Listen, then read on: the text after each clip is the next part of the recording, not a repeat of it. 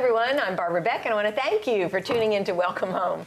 We have, as always, a wonderful program lined up for you. Basketball Hall of Famer and founder and senior vice president of the NBA's Orlando Magic, Pat Williams, is here to talk about success. And I think he's an expert at that. In fact, as an author of over 100 books, Pat understands the importance of finding your sweet spot in life, your passion, that which happens when your talent meets your passion. Pat calls it the success intersection. You'll want to stay tuned to hear some of his tips and strategies for identifying your greatest talent, pursuing it with your deepest passion, and then multiplying your efforts through teamwork. And then also, we have a wonderful guest who has written a book about God's purpose for us and how he wants to get us there. In other words, navigating the will of God. I know you'll want to hear author Paul Gordon's thoughts and ideas because I know they will work. But before we talk to these gentlemen, let's hear from the current ladies and see what their thoughts on success are. Welcome, ladies. Hi. I'm glad to have you here with us today. Let's hear about success. What does anybody have a definition for success? Getting out of the bed in the morning. Getting the kids off to school. Okay, that's good. That's a good start. That's a good thing. Maybe a biblical definition from somebody?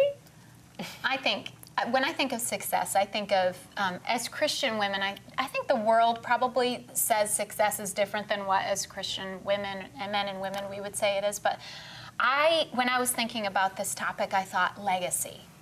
What kind of legacy are we going to leave behind? You know, what are the future generations that we've raised up in our household and stuff, and what are we leaving for them?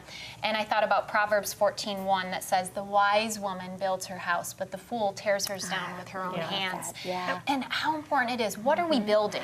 What are we building? We should be building stuff for our kids and our grandchildren to take after us. And as I was doing this, I found in my Bible a note from my daughter. Oh. And my daughter's 18, she's graduating, and she's my only girl. And so it is very exciting that she's graduating, but I'm also very happy that she's staying home for her first 2 years of community college, then going off. But she put a little note in my Bible the other day, and it says, "Mommy, to the mom I never want to leave." And I was like, oh my goodness, the way she just put that, eyes cried already. But it says, "You're my best friend. You encourage and are exactly what I strive to be someday. Thank you for always cleaning my room, making my lunches, and overall encouraging me to be the very best I can be. I can't thank you enough. I'm excited to do devotions with you every day and pray with you because I'm staying home for college. I love you, Mommy. You're the reason I'm the way I am." Wow. And I thought, well, this one's getting framed. It's like these, when you get those, you think,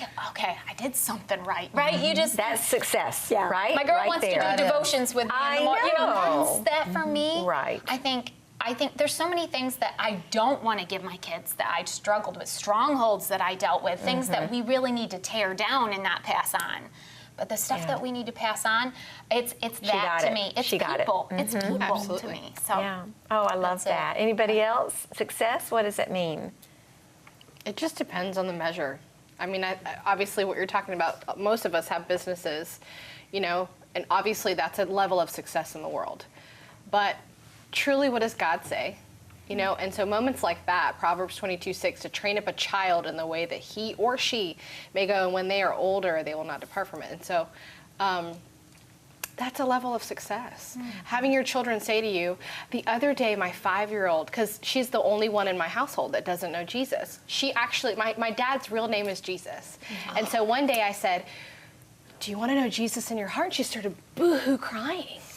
And I'm like, that's not the reaction, I expected from her. Later on, she says, "I don't want your dad in my heart." And I said, oh my gosh, poor baby girl, that has to be terrifying. Why would I want my dad in your heart? And so the other day I was praying and I said, "Father, I want her to know you." And he actually prompted me to talk to my oldest 3 about him. And they all came to know Jesus, and then within 6 months they were baptized. It was the coolest thing. God. But the other day, my baby girl doesn't know. And I came into the room, and she said, "Mommy." I said, "What?" She goes, "I have God in my heart." I said, "You do? What do you mean?" She goes, I said, "What did you do?" And she said, "I asked him into my heart." I said, "You did? How?" She goes, "In the room." I said, "How?" She goes, Jesus, come into my heart. Oh. Well, my son and my daughter were there, and they go, well, now you got to get baptized. And my children proceeded to baptize her in our room. My daughter put her hand on her head, but dunked her forward. My other son goes, you just dunked her face first in the water.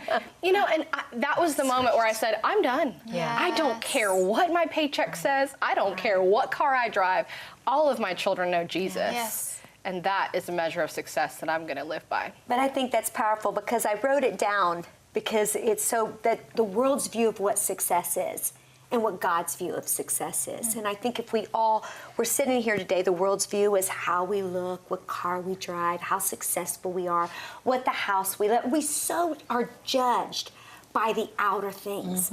But God says that He looks to the inner man. And you know, to me, that is what success is, you know, when you read what a Proverbs 31 woman, it says, after counting all the costs, then and only then did she consider to even look at the field. We're not even talking about buying it. But the Bible says that her husband called her blessed. Yes. He called her happy. And to me, that is success. What does it do for a man to gain the whole world, the Bible says, That's right. and lose his soul? Yep. And I just think that is what it's about. It's bringing it back, you know, it's that gentle and quiet spirit. It's raising our children to love and fear the Lord. But don't you think we need to remind ourselves of that? I Hence do. the program today, because sometimes we can get caught up in all of that and think it's about how much money you make. I mean, if this were a panel of men up here, I dare say, the responses would be a little bit different. Of course, success is doing well with your job, and I don't want to come down on men because I don't know that everybody would feel that way. Right. But I think a lot of men would say their first response would be To provide. But that's can I provide- responsibility, too. That They is. carry a lot of responsibility. Well, I am more like a guy than I am a girl, just to be honest, okay? So for the first 40 years of my life, I have this spreadsheet, and I measured all the time. I'm a CPA, so, you know, I count things. And so I was always counting my money and our success. And I have it. In fact, I just showed it to my kids the other day because I was telling them how it's not important anymore. So there is a good moral. I mean, there is a good story to this. But I was so obsessed with it until I almost lost it all. And then it's actually really cool because I don't look at it very often. I mean, I used to look at it monthly. And every time a statement would come in, I'd update how much that was worth and how much this was worth, and so it was very measured for me. And life was always about what I was going to get next, what I was going to do next, how I was going to, you know, do this next. And about, I don't know, it's probably been 8 years ago, I started realizing, and God showed me that if I like to measure, then my balance sheet needed to be measured in my relationships. That's good. And it good. switched for me. So now I really do look at it. We have this beautiful house, but we have it so that other people are blessed. And so just a week ago, we had 12, 13 families in our house. We had 60 people, but it was all incredible, deep, godly relationships. And that's what I'm to measure these Amen. days. That's good. So, but yeah, I'm more like a guy, so yes. Success is very important. I mean, to I me. totally believe we're supposed to leave an inheritance for our children. Yes. So absolutely what you were saying Yes. earlier about the men. Absolutely teaching our children how to invest, what to do, tithe above tithe. Because tithe is really not comfortable. 10% is not comfortable. It's what we do above that. Right. So I absolutely agree with you, Barbara, with the men sitting up here. But first is making sure for us, I mean, at least for me, making sure my kids are good and their foundation is found in Him. And then let's build upon that, because there's some other people that don't know Jesus that are going to know them through you, like Lady D always says. I guess in defense of the men, I will say this. Before my husband and I got married, I'll never forget, we were riding down the street in a car, and this was the old days, I would say, and he opened his planner, and literally he had all of his bills, all of his expenses outlined, and how, you know, what credit cards he had and how much he owed. But he also had next to that all of the savings and investments and things like that he had. And I thought, this guy is crazy. It's called assets and liabilities. Right. Well, and I understand that, but of course, being a young single mother all those years, one, I didn't have a lot of debt, but two, I didn't have a lot of money either. Okay, but when it just hit me. It's like this person is really, really keeping on top of Right. all of his expenses, all of the income, all of the assets and things like that. And that's stewardship. And that's a good thing it to is. be. Yes. But most of the time when we see people that do that, we would think that it's really about what they're accumulating and gaining for themselves. Well, to his defense, we wouldn't have the life we have. Right. Yeah. We wouldn't have the home Yes. that we have. We wouldn't have, Right. be able to do the things that we do if he wasn't so meticulous. Okay. However, at the top of every list is our giving. That's great. The bills don't come 1st. Our tithe and our right. offerings come 1st. We've imparted that into our children. And so even my 15-year-old that has his own business gives tithes out of his income. Our granddaughter understands that this is how we live our life and this is how we honor God. Same thing. I'm preparing to have a gathering at my home for the people that work with us in ministry. And I was laughing because there's probably going to be about 50 or 60 people in my house. But I'm excited about it. Why? Because God gave us, and we knew that when we moved to our home where we are now, that God gave it to us so that we would be able to invite other people in and be a blessing and minister to them. That's right. So when you start talking about success, yes, I do think that there is an element of being able to say, yes, I have a nice home. Yes. I've done my due diligence. I've been a good steward. I can afford a nice home. And so we have a nice home. But why do we want it? Not just so I can stick my chest out and say, look at my house and compare my house to your house or your house. No, this is what God has blessed me with. But God blessed me with it so that I can use it for the sake of ministry. Great. And it's important for us to say there's nothing wrong with money. There's nothing wrong with means. The Bible says money answereth all things. Yeah, and the Bible says that if a man doesn't work, he shouldn't eat. I mean, there is biblical to toiling, and I think that it's important to say, God doesn't. It's the love of money. And the scripture that I love right now is in 1 Timothy 6:17. If I can just read it, it said, this is Paul speaking, and he said, "Command those who are rich." And I love that in this present world. And I love this. If he could say anything in the world to the rich people, what would he say? He said, not to be arrogant. Because so many times we get money and we think, oh, we're smarter than everybody else. And I heard somebody say it the other day that when we think we're smarter than everybody else, then we think we're better than everybody else. So he's telling us, do not be arrogant, nor to put their hope in the wealth, which is uncertain, but to put their hope in God, who richly, I love this, provides us with everything, and here's the key word, for our enjoyment. We're supposed to enjoy it, but I think the part when he says, don't put your hope in wealth, and the other scripture was Proverbs 18:11. The wealth of the rich is their fortified city. They imagine it as a wall too high to scale. And I love that scripture because we imagine that our wealth is going to give us some kind of security. But he tells us up there that really the only hope is in God.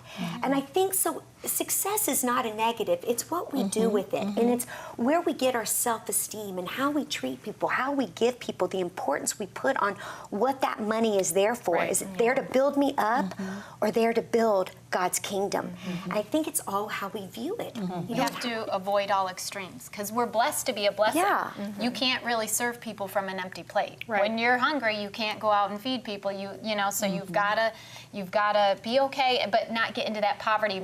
We can get into that so easily because we can feel like, oh gosh, you go to Haiti or you go to one of these countries and you almost feel guilty because you're so blessed. But no, you're blessed to be a blessing. God blesses us and does this so we can go and be His hands and feet and build that way. My family and I, we have the opportunity to be in a nice hotel, I would say, in Tampa a little while ago. And it was really interesting because, when you are in a certain place and you are a resident there or a patron there, the people that work there, sometimes I can feel it. They respond to you like you're here and they're here. I always make an effort first to make eye contact with them. And in this particular case, the young lady that was going to clean our room, she came into the room and her head was down. And it broke my heart for her to think that we thought, because that's how it feels to me, like she thinks that we think we're better back to the first. And I said to her, I said, how are you today? And she was looking at me like, are you talking to me?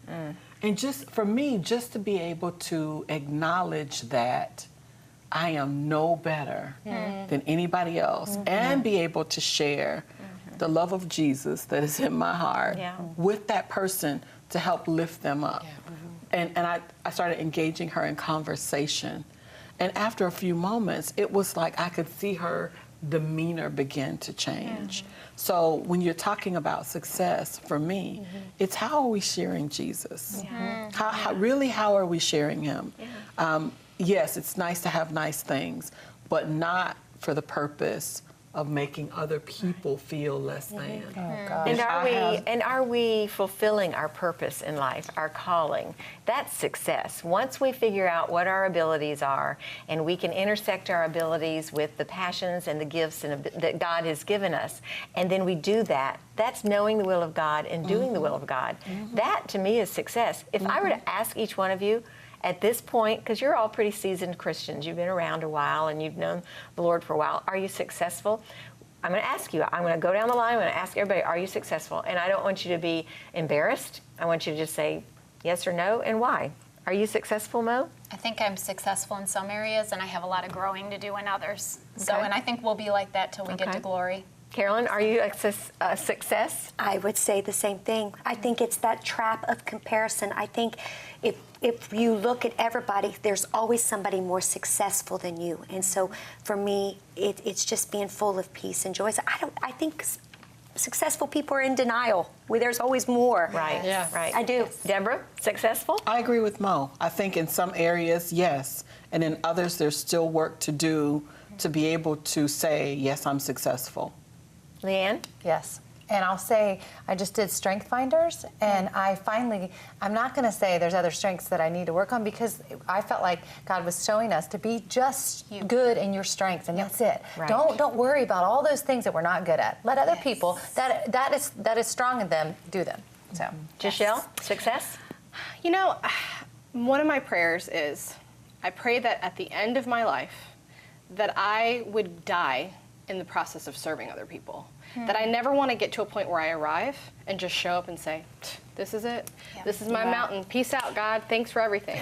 I really, truly want to, at the end of my life, be serving whoever is around me. And I'm not just saying that to say that. It is truly in the depths of my spirit, because that is not how I was before. I used to think I'm just not worthy enough for success. But now I'm thinking, no, God, you've given me something and you've given it all to us. So I pray that the day that I leave is just the Lord saying it's time to come home. Thank you, ladies. I think you started off with a great word, legacy. What kind of legacy, Mo and ladies, are we leaving? And that will make us a success in the eyes of Jesus, where he will one day say to us, well done, good and faithful servant, if we know what his will is for our lives and we pursue that passionately and with everything we have. We've got more coming up for you, so don't go away. Stay with us. Hi everyone, I'm Barbara Beck, host of Welcome Home here on Good Life 45. You might have noticed summer is here. Our brief days of spring are behind us and we're casting off those lazy, hazy, crazy days of summer. Let me tell you what that often means in ministry world. It means slowing down on giving or stopping altogether. And believe me, we can't have that and continue to give you the very best in Christian programming. So if you and your family enjoy safe, inspiring shows and want to see them throughout these summer months, 24 hours a day, 7 days a week, then please ramp up your giving to make up for those who are on a giving vacation. We love hearing from you, our viewers, and the ways our programming is making a huge, eternal difference in your lives. In fact, one precious viewer wrote in recently to thank us for Chris Ebert's testimony. She's our Great Cloud contributor who is living with stage 4 breast cancer. Her life inspires all of us. So please continue to help support great programming by getting that checkbook out or go to our website to give safely and securely. And remember, we will always be the place where hope happens. God bless you.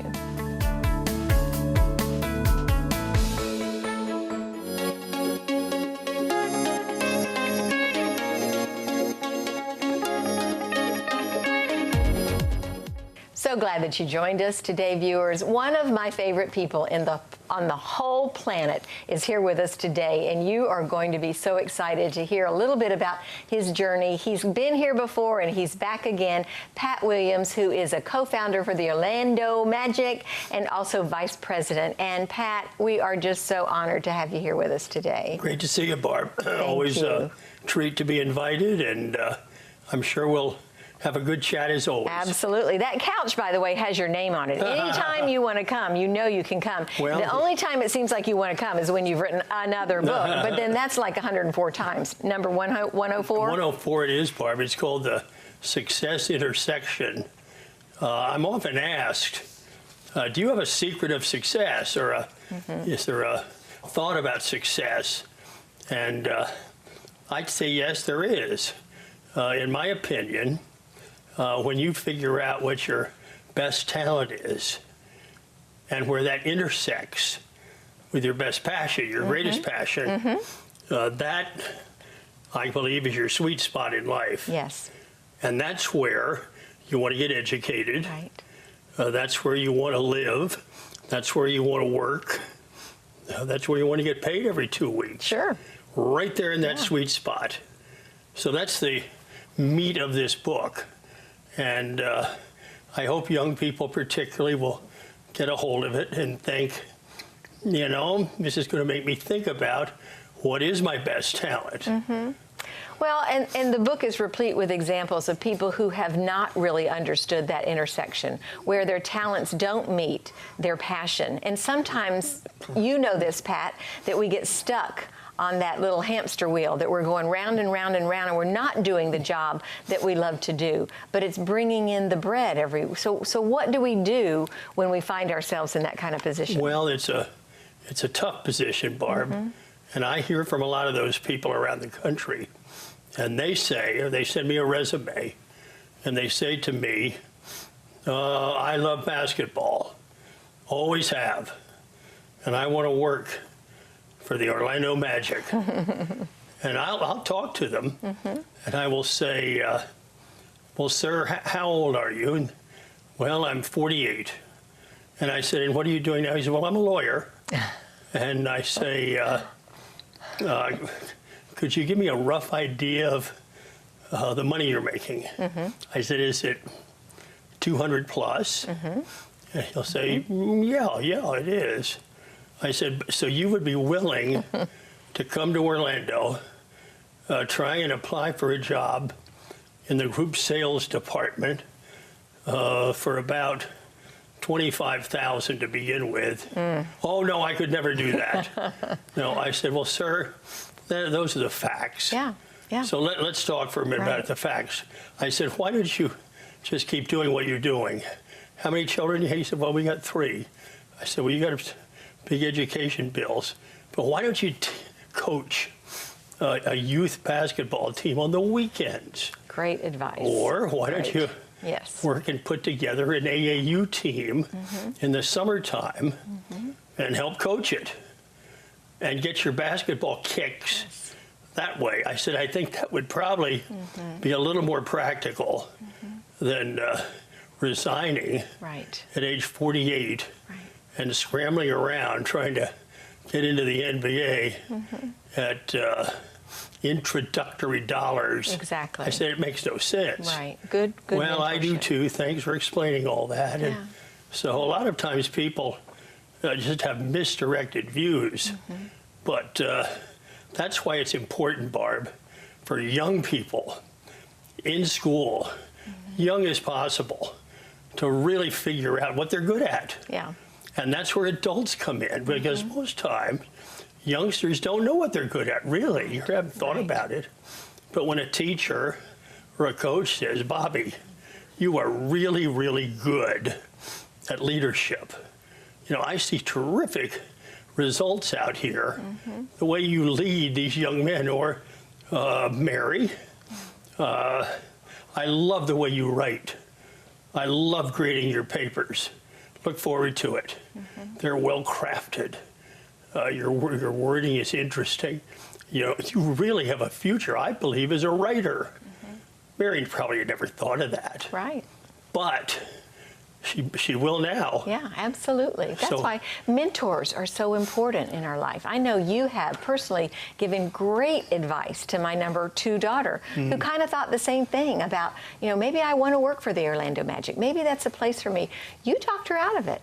You may not know this, but when you write your books, you are mentoring people, because they are very informative, they're educational, but they're also inspiring in a lot of ways. When I read your books, I start thinking I can do anything and I can be anything I want to be. I really do think that you've mentored hundreds of thousands, maybe even millions of people through your writing. Have you thought about that? Well, I don't. Well, I guess when we're doing them, Barb, I should be thinking about that. That will they take this information? Will they find it to be of value? And that's probably one of the reasons we write each book. Yeah.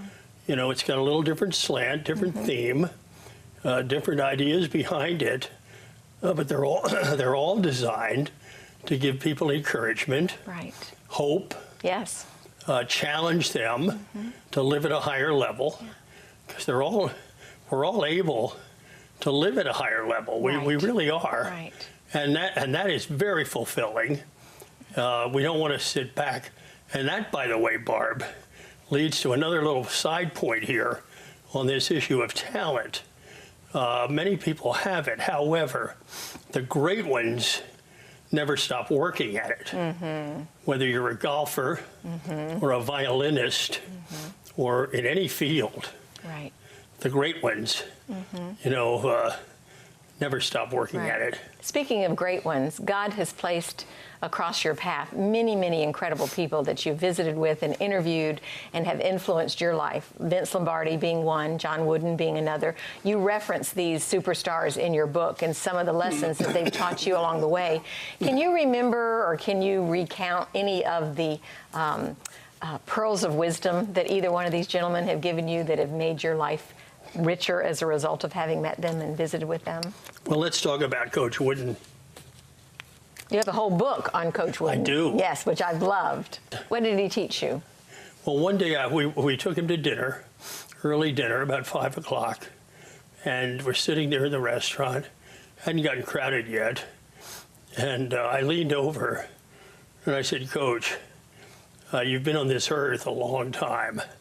I said, "Have you discovered one secret of success above others?" And he thought for a minute. He always spoke very deliberately. And he said, the closest I could come to one secret of success would be a lot of little things done well. Now, that's all he said. He didn't go off, and he was very judicious with his words. He didn't go off and give a 5-minute sermon on it, but he just simply said, a lot of little things done well. Pat, you have accomplished so much in your lifetime. It would be hard to even talk about all that you've done in your life, the different jobs, the different things that you've done, the different people that you've influenced. But according to you, Pat Williams, superstar in my book, what's the best thing that you've done with your life? Well, the most important thing, Barb, that happened in my life was at age 27, when I was running the Phillies minor league ball club in Spartanburg, South Carolina, having great success, but inwardly really struggling and frustrated about, is this all there really is to this life? And in that mindset, I was presented with the claims of Christ. I was introduced by a number of people to this God-man, Jesus. And I never really had considered him, never had thought about what he might mean in my life. But I was at the right time in my life. And I responded. And I made the decision that I wanted to become a follower. And I invited him to come in. Well, the good news is you better be ready when you make that decision, because he will come in. That's right. And he came in my life very dynamically and very powerfully and in an overwhelming manner. And that was, well, I was 27. That's exactly 50 years ago. So that was a real turning point. Yes. He got a hold of me, and I learned that he can take you into amazing places.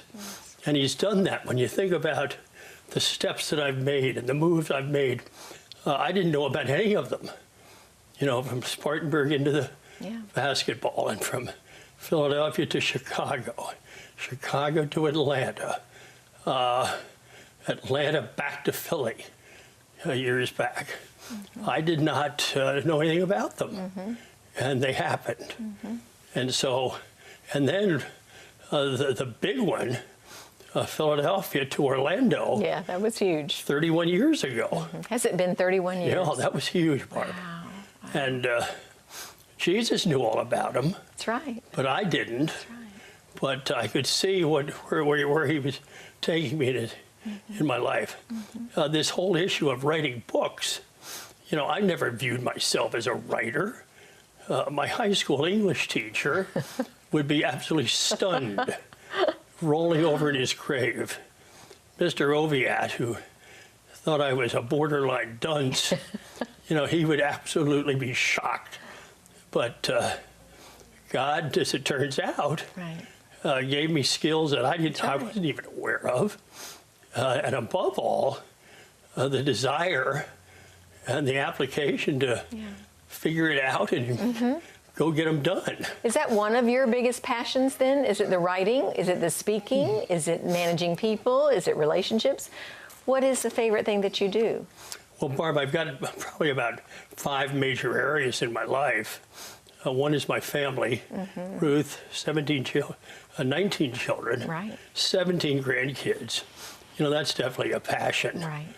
The Orlando Magic remain a passion. You know, I was privileged to be part of the launching, the founding of the team. And Right. that means a lot more, I think, as the years go on. Yeah, it's huge. Then my speaking life continues around the country, and I have opportunities to speak into the corporate world. Like, like every week almost, or every well, other. I'm traveling somewhere right? usually every week. That's amazing. So that's that remains a priority.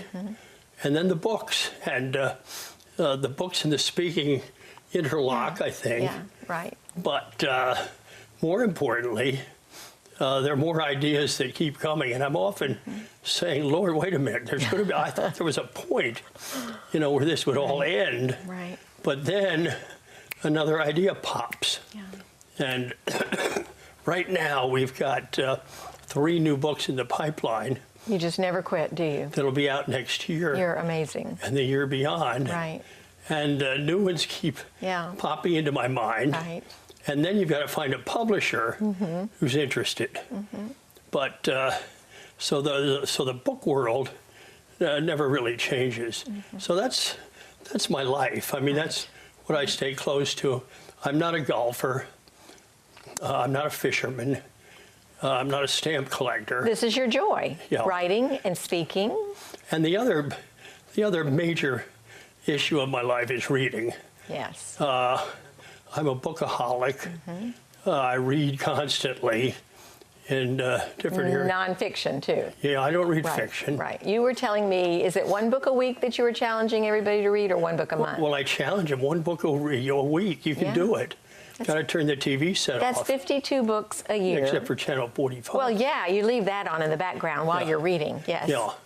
But if you'll read a book a week, you'll finish 52 of them in a year. Yeah, yeah. And how much more interesting a person would we become? How much closer to Christ would we grow? How much more successful would we be in intersecting our passions with our talents? And I mean, I love reading. I am a bookaholic as well. Good. But you continue to encourage me to never stop reading. So Yes. again, you are one of my mentors. I don't know if you know that or not, but you truly are. Well, there's never a time when you're there as a reader. And Never. Once Never. you become a reader, it can become very frustrating. Yeah. I'm in my man cave at home. There are probably about 800 books Wow. that I'm behind on. Wow, that you want to read. Oh, yes. What do you do with your books when you finish reading them? Well, that's an interesting process. They get boxed up. Yeah.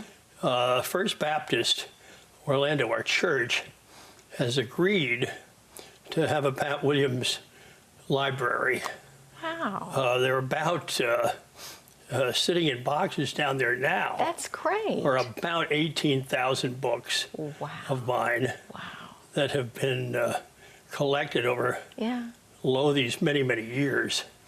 And, the house just couldn't handle it anymore. It had to do something about it. Well, I don't understand, Pat, when people hoard books, when they keep books. And I have a lot of books, and my husband does not like to give books away. And I box up my books and I give them away, because what good does it do? Once I've already read a book, sorry, it's got my name in it, you signed it, but it's going to be passed on to somebody else so that they can glean from it. Not everybody can afford to buy a hardback book, but everybody needs to be reading. So I'm a great believer in passing books good along. for you. Big believer in Well, that. I like this.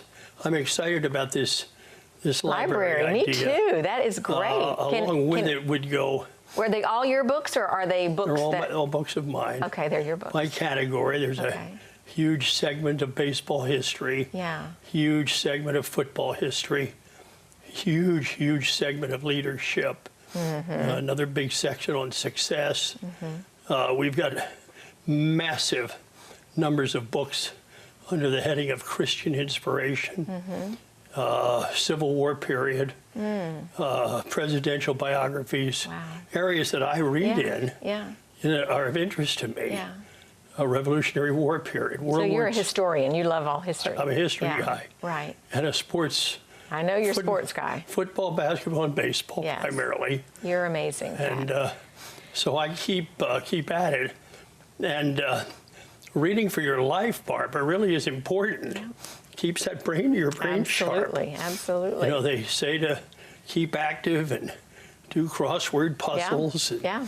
this, that, and the other. But I would say to help to ward off. Right, dementia, Dementia. Alzheimer's. Well, it's funny you would say that, because the last time I interviewed you, I don't know if you remember this or not, I was asking you about, there were 12 steps in this book, and I said, I'm not going to put you on the spot and ask you to name every single one of them. Just name one or two.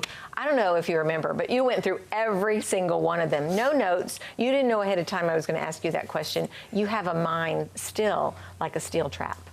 And that's from doing all of these things through the years and disciplining our minds to continue to grow. You know, our minds need exercise. They Barb. do. They Yeah, do. Our brain is a muscle, Right. like any other muscle, and you've got to make it work. Yeah. Yeah. And the best way I know is to attach a book to it. Absolutely. And that's going to push your brain to Right. really work Right. and take it all in. And life becomes a lot more interesting, Barb, Yes. if you're knowledgeable Yes. about Absolutely. what's going on. Right. You appreciate life a lot more if you're smart, Yes. Right. If you're- Informed. if Right? you're informed, if you're on Yes. the ball. Yeah. You mentioned, because we're almost out of time, but I want you to talk about people in your life who are dream stompers. What do we do with that? First, explain what that means, and then what do we do with that? Well, I would call them, Barb, well poisoners Yeah. or dream stoppers. You know, they see you going for something, and they say, "You'll never do that." Right. Or what makes you think you could possibly do that? You know, well, they don't have any dreams and goals, and they don't want anybody else to either. Exactly. But you want to be around life enhancers. I think that's the best word. Right. Who, when you have some goals and dreams, they're saying, "Go for it." Absolutely. Boy, that's exciting. And you know what? I believe you can do it. Absolutely. So really, go for it, and I'll be here cheering for you. You know, I've talked to so many people recently in interviews where they've had parents tell them that they're no good and they're never going to amount to anything, and life is, just why even. So those people are overcomers, and Jesus can do something about that and can cure and heal those people, Pat. But we've got to surround ourselves by mentors, by people who believe in us and that have those same kind of dreams. One of the books that's on my checklist is called, just simply the word, Empowerment. And Jimmy Hewitt, Yes. perfect example of that. Jimmy was the key businessman who brought me down here in 1930, 31 years ago, and to help start the Magic. And from the moment I got here, Jimmy would say to anybody, we're going to get this franchise because Pat Williams is going to be down here to do it. Right. And the other cities don't have a Pat Williams, but we do. And that's why we're going to get this team. Jimmy was Relentless. Just telling the world that. And you kind of believed him too, right? How could I not? Exactly. And 31 years later, when I see Jimmy, he still says it. That's great. You know, the reason Bubba, he calls everybody Bubba, said the reason we got this team, Bubs, is that you came down here and you did it. And then along comes the new owner, Rich DeVos. He's the same way, Barb. Yeah.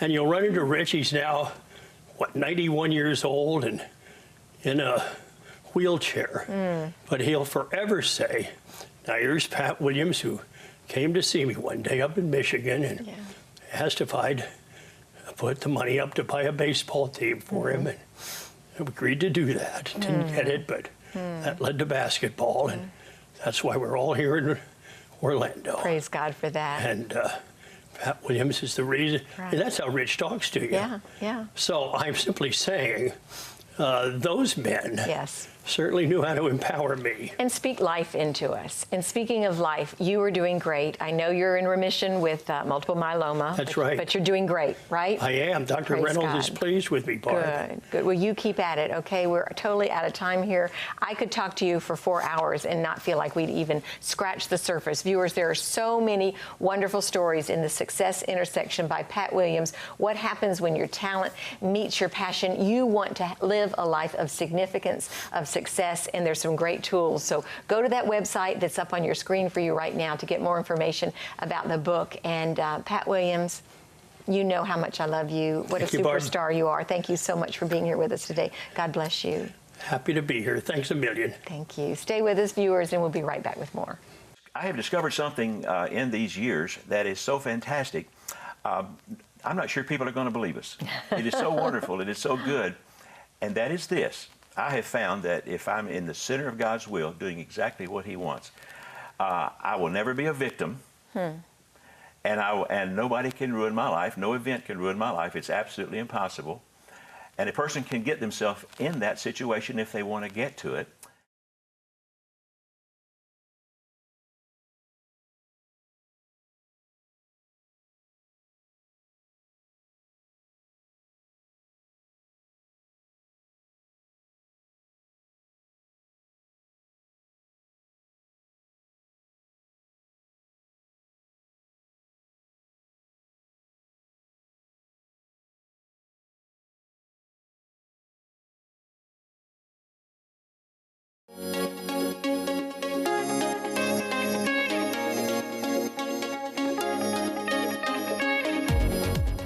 Hi, viewers. I'm so glad that you're with us today. We've been talking about success and what makes somebody successful. And Paul Gordon is a good friend of ours here at the station. And he has authored a book called The Image, God's Purpose for Man, how he gets in there, navigating the will of God.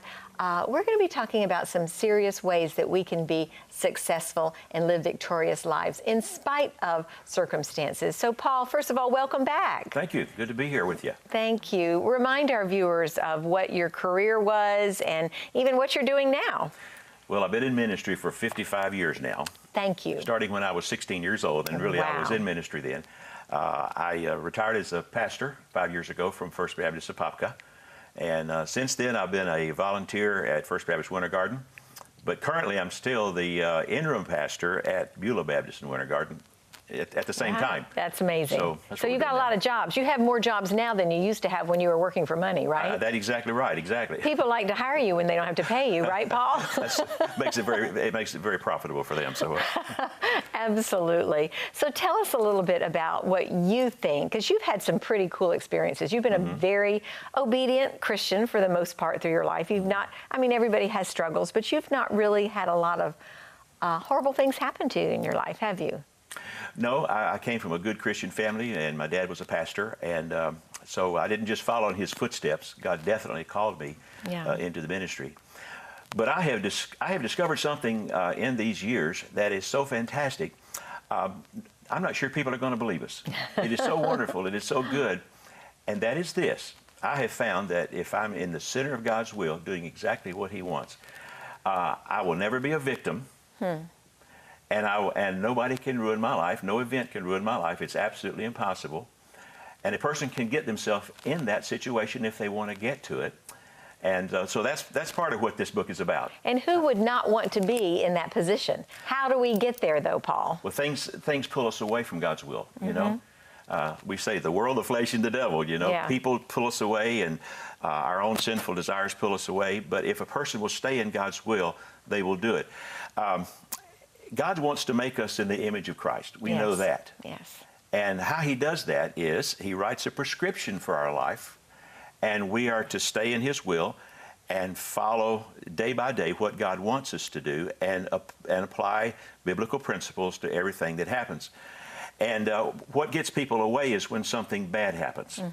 Now, when something good happens, that needs no explanation, right? Right. They say, praise God, isn't Yeah, God wonderful? that's God, right. But when something bad happens, they say sometimes, oh my, I wanted to serve God, but the plan is derailed. Now I've got to get past this problem so I can get back to serving God. And they don't understand that God's going to take that bad thing and make it a part of the plan. Now, what I can say is this, that I think would be the biggest help to people.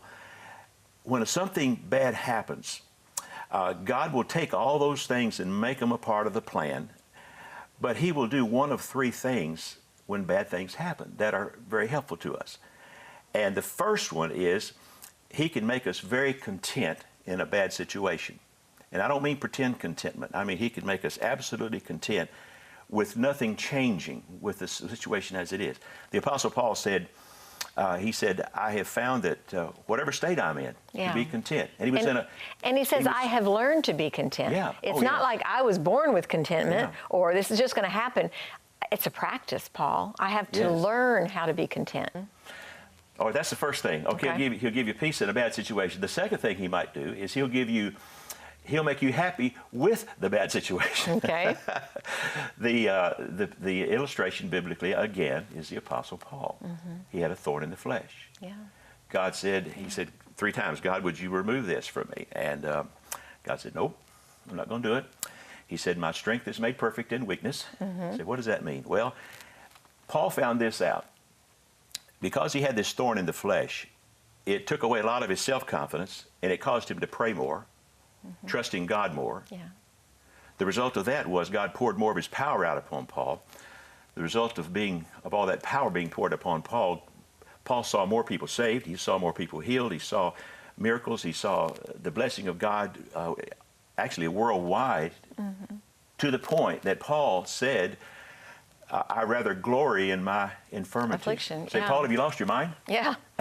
Yeah. And he was actually happy with what happened. He said, I glory in my infirmities and my necessities and my persecutions because he says, God said, my strength is made perfect in weakness. The way Paul said it was, when I'm weak, then am I strong. And he actually was happy about the result. That's the second thing. Okay. You want to hear the third one? Yes, sir. The third one is God will remove the problem. Yeah. That's the one everybody wants. That's the one we want. Yes. But sometimes it doesn't happen. Well, no, and I'm going to say something a little bit disappointing to some people.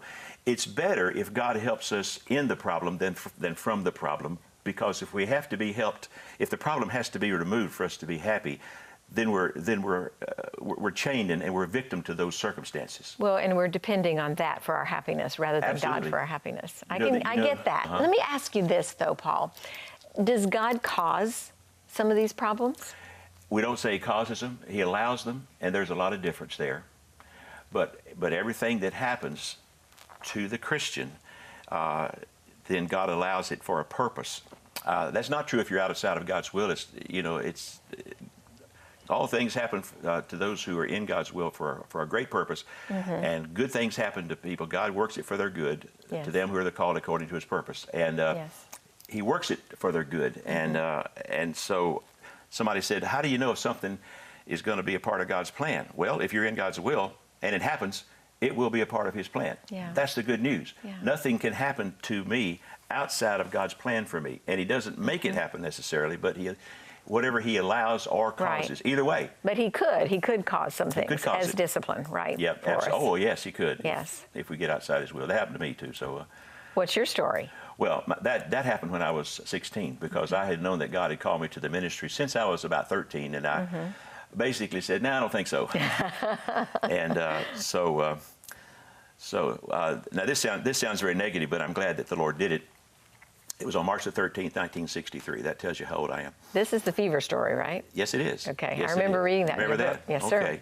Good story. I'll give you the 30-second version. Okay. And that is, God made me very ill one morning, or allowed me to be ill, whichever you want to say it, and spoke to my heart and said, basically, you're either going to do what you know I want you to do, or you're going to go to heaven in about 30 minutes. And so my fever went from normal to 104 in about 5 minutes, and out of fear, when I said to the Lord, "Okay, God, I'll do what you want me to do," when my dad took my temperature again, it was back down to 98.6 in about 5 minutes. So that happened 3 times actually. Before I finally said, "Okay, I get it. Yeah. I get it." So God really wanted you. Yeah, there's never been a day since that time that I thought about turning back from the Lord. So Yeah. we have a deal. How would you define success, Paul? Well, I think success is just doing the will of God. That's why He created us. And so if we do that, then we are successful. If a person makes millions, you know, what would it profit a man if he gains the whole world and loses his own soul? Right. Right. Success is not in making millions. That may be the will of God for some people, of course, but success is doing what the Lord wants. And if they do that, they have fulfilled God's plan for their life. Don't you think a lot of people get that wrong in our culture, and our society says that making a lot of money is going to make you successful? I mean, Oh, yeah. How do we combat that as Christians? How do we live lives that are so contrary to what the world tells us is right and what is success? I think one way to tell is just let time go by. The best way to see how important it is to serve God is to go to your 20-year high school reunion. You can see. The proof is in the pudding, right? You can see at that point those who have served the Lord, and Yeah. there are several. Yeah. I was the only preacher in my high school graduating class, Really? but now there are 5. Wow. And so we have a good time. And I was the class president, by the way, so I'm always the MC at our reunions. You know, so you could tell, you know, who Yeah. served the Lord and who hadn't. It makes a lot of difference, even at the 20 years. And it's been longer than that for me now. It's been 50 years. So Wow. So, Paul, some of the things that you teach in your book, you talk about the characteristics of God and some teachings that help us to understand how to obtain some of these characteristics. Can you give us, I don't Yeah. want you to name them all, but give Yeah. us some keys and strategies on how to make that happen. Yeah, okay. Well, I put 10 things in the book here that I said most young Christians don't know. I think most mature Christians will know these things. But there are things that if you know them early on, then it will keep you from getting angry at God and departing from His will, you know, Yes. and you'll be on there. Just to understand that that sometimes, for example, when God gives you a dream and then it seems like the dream dies, it doesn't necessarily mean that it's the end of the dream. God often, through the Bible, did that very thing, you know. He said, "Abraham, you're going to have a son." Okay, fine. 25 years later, He gave him a son. Then later on, He says, "Now take him up on the mountain and sacrifice him." Yeah. Whoa. And literally, the dream to have this great nation died, you know, that was going to come through that son. But as you know, he did not go through with that. God stopped him. And God does that all through the Bible with the disciples. You know, they were dreaming of the great kingdom of Jesus Christ. And then here He is on the cross dying, and the dream died. Right. But it literally was resurrected in the person of Christ. And so when God gives you a dream, don't feel like that if it somehow temporarily dies. It may just be temporary. Hang on to it a little longer until you realize that God may have a future for that dream. And I know there are many other things that I told my wife as soon as I wrote this book. I said, "Okay, I'm now ready to die." I don't think I'm going to die soon. Hopefully not. I hope not. But the point is, I wanted to be sure I got these things down, and one of them, another great important thing is bearing reproach. Bearing reproach. That means you're going to suffer what the Bible calls reproach. You're going to suffer at the hands of people if you serve God. Some people are going to treat you shamefully because of that. Right. Right. And God said He will use that. He Yeah. will use that to bring humility to your life. And in Peter, He said, if that happens to you, then the glory of God will rest upon you. And I've seen that happen. I know, I went to a state school, the state college, where I heard, some teachers were great Christians, some made fun of Christianity. And one night in my dorm, when I was a single student, pastoring a church, and I was a single student in the dormitory, a bunch of guys gathered outside my room were singing The Old Rugged Cross, and they were all about half drunk. They were mocking me. Oh. But I was happy they knew the words. Yeah. Because they had been to church. Right. But God will take those shameful situations and He will instill in you the very presence of God and give you a blessing because of that. Yes. And Paul, there will be a lot of viewers listening today that need that kind of encouragement and to be reminded about what success is in our lives, and it is doing the will of God. I thank you for your how seasoned and mature a Christian you are and how you continue to work even in your retirement, and what a blessing you've been to all of us today. So thank you for coming and being a part of our program today. Thank you for having me, Barbara. God bless you. And viewers, if you want more information on Paul Gordon's book, it's The Image. You want to be in the image of God? God made us in His image. You want to learn how to become more and more like Christ? Go to that website that's on the screen right now to get more information about Paul's book, The Image. And stay with us because we have more good stuff coming up for you.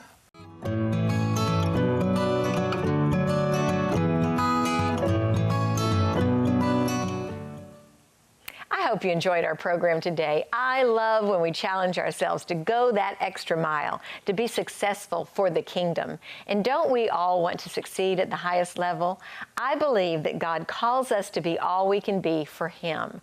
To me, living successfully means living a life of significance, not of this world, but that which has eternal value or eternal significance. And sometimes that means stepping out in faith. Particularly, it might mean stepping out of our comfort zones. I was cleaning out some old VHS tapes the other day at home, and I ran across a tape of me doing a TV show before I came to Good Life 45. It was a show called Law and Justice with Matt Staver, who is a brilliant attorney who is committed to fighting for our First Amendment rights as Christians. He and I together talked back and forth about the importance of knowing the law and not being afraid to exercise our rights. I mean, seriously, Matt Staver has argued cases at the United States Supreme Court level, and I was sitting beside him trying to add my little 2 cents worth in.